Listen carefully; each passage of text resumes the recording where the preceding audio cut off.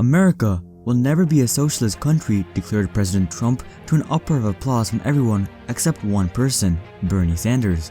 While it seemed laughable at the time, Bernie Sanders is not alone, as democratic socialism is gaining steam across the US. What used to be frowned upon has become very popular, especially among young people. A socialist society is one in which the workers collectively own the means of production instead of production being in the hands of a few private individuals. Ideally, it is supposed to be a worker's paradise. I think we would all agree that pure socialism will never work due to corruption and the natural inequality between people, as history has shown us again and again, from the USSR and East Germany to Cuba. But democratic socialism is different. Democratic socialism is a way of organizing society in which all people are guaranteed a decent and dignified life by decommodifying basic human needs. Basically, it is altering government regulations and taxes in order to offer free healthcare, tuition-free college, and promote a green environment, as this has arguably proven very fruitful in countries like Norway, Sweden, Denmark, and Finland. So, what if the US adopted democratic socialism today? Now, before you guys erupt in the comments down below, let's take a calm, civilized look at this. First of all, to fund all of those ventures, income tax has to go up, not just for the rich, but for everyone. If you take a look at those Northern European countries, they all have sky-high income taxes. Finland ranges from 49% to 62%, Denmark ranges from 55 to 66%, and Sweden ranges from 51 to 62%. This means that if you're making an average salary, you would have to pay over half your income in income tax alone. Couple that with state tax, sales tax, and property tax, and you'd easily be paying more than 2/3 of your total income to the government. And to make matters even worse, these higher income tax rates won't affect the rich or any corporations at all. Companies like Apple, Amazon, and Google have tens of thousands of accountants and financial advisors in order to make the best possible choices. These people are literally hired to go to work every single day and figure out how these companies can best manage their money. As a result, these companies are able to find the best ways to write off most of their profits, and considering this, even if you made the tax rate 100%, it really wouldn't matter to them. Just take a look at this. We all know that Amazon is one of the best at avoiding paying taxes legally. There have been years where they have literally paid nothing in taxes. Despite being one of the biggest companies in the world, in 2016, they only paid a minuscule $1.4 billion in taxes. As for Apple, the biggest company in the world who scams people with $1,000 monitor stands with $285.1 billion in cash reserves alone, only paid $15.7 billion in 2016. Clearly, increasing the tax rate or changing regulations will not get these companies to pay more taxes. They will always have ways to avoid paying taxes, or at least less taxes than the general public. And if you were somehow able to get them to pay more taxes, they are simply going to cut jobs, hurting thousands of employees. This same thing goes for anyone making over $1 million per year. If you guys are interested in how exactly these people avoid paying taxes, consider checking out a video from one of my favorite creators, Graham Stephan, who breaks down how much he pays in taxes after making $2 million per year. Spoiler, it's probably less than you, not just percentage-wise, but money-wise as well. As a result, Congresswoman AOC suggested 70% tax for people earning over $10 million a year won't actually be very effective. In fact, the Tax Foundation estimates that adding a new 70% tax bracket would only bring in an additional $291 billion over 10 years. So most of the funding for the 10-year, $42 trillion budget will come from ordinary Americans working white-collar jobs. But what about all the benefits from democratic socialism?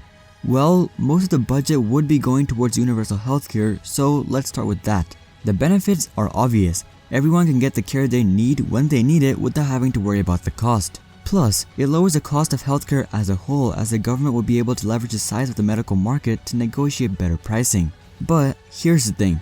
Saying that would be unfair is a significant understatement. 5% of the US population consume 50% of healthcare costs, while the healthiest 50% of the population only consume 3%.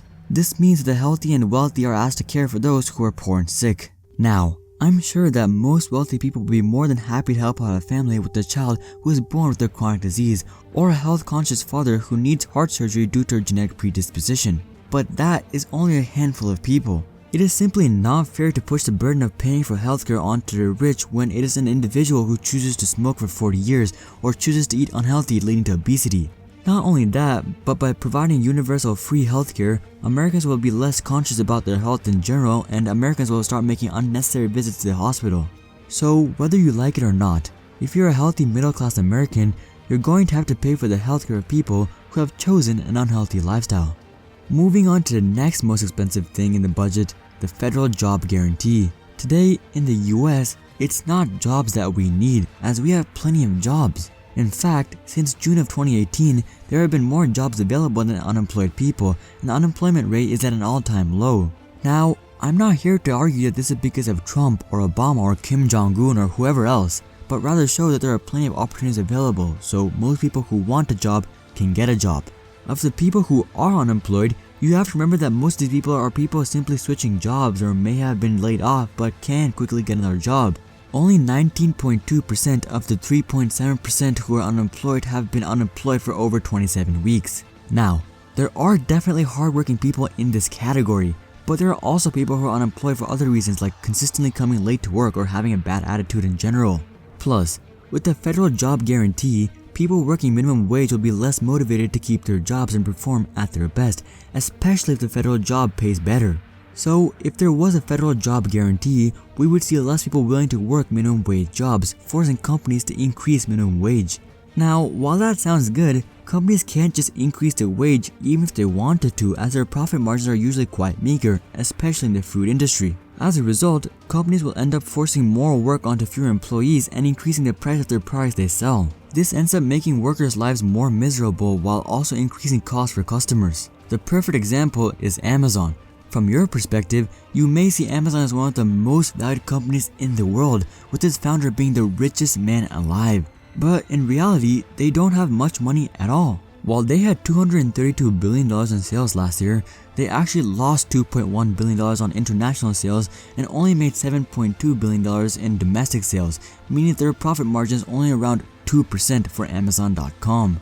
I think you understand why they can't just double the minimum wage from $7.25 to $15 without any other changes. Anyways, finally, we have tuition-free college. First, let's take a look at the benefits. Tuition-free college will help decrease crippling student debt and will allow students to pursue any education they want without the worry of cost.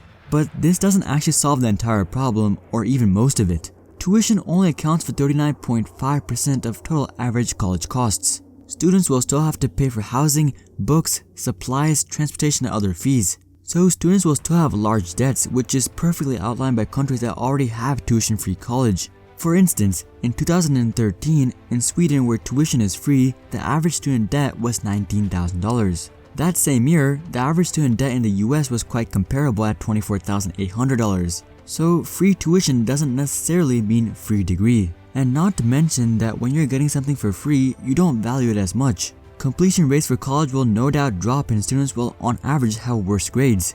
While student debt is often burdensome, the mounting student debt definitely motivates many students to get good grades, finish college and get a job in order to pay it off. They have often invested too much money to back out. But when tuition is free, if you're living at home, you invest a very small amount of money into the degree and are much more likely to not see it through. If you guys haven't sensed the theme yet, the US adopting democratic socialism today would simply encourage carelessness. If the government is providing free healthcare, tuition-free college, and backing the public with a federal job guarantee, this is all just asking for people to be more careless. See, before, people would be taking better care of their health and setting aside money for medical emergencies. People would be accountable for starting a college education and taking on student loan debt. People would be working harder at their jobs to keep them. But with these new programs, people will be less health conscious, people will be less inclined to finish college, and people will be less inclined to work hard at their jobs.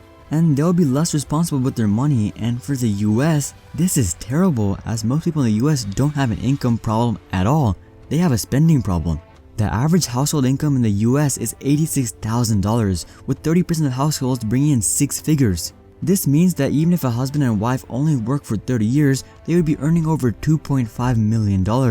First of all, student loan debt only takes up 1.5%, so student loan debt is definitely manageable. But what is even more surprising is that somehow, the average American only has $172,000 saved at retirement, less than 7%. And that's not even considering any raises or promotions or the fact that the average American works for more than 30 years. If the government is taking care of all major responsibilities from healthcare and college to retirement, this is only going to escalate this already growing issue instead of fixing it.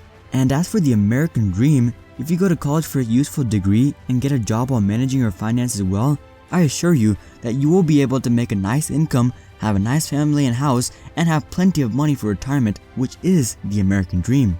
Will you face problems like corporate culture? Absolutely. But can you overcome them without the government? Of course. And are there people that work hard but can't get a job, being health conscious but facing large medical bills, wanting to pursue education but finances are stopping them? Yes, but only a very small portion of this population actually has no control over their situation. The rest are simply making poor financial decisions and life choices, and government aid will only lead to them making more unwise choices.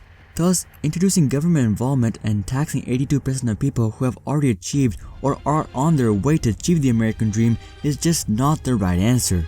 As while it will help a handful of people who deserve it, it will also unnecessarily help millions of people who just need to handle their money better on the backs of people who made the right choices the first time around.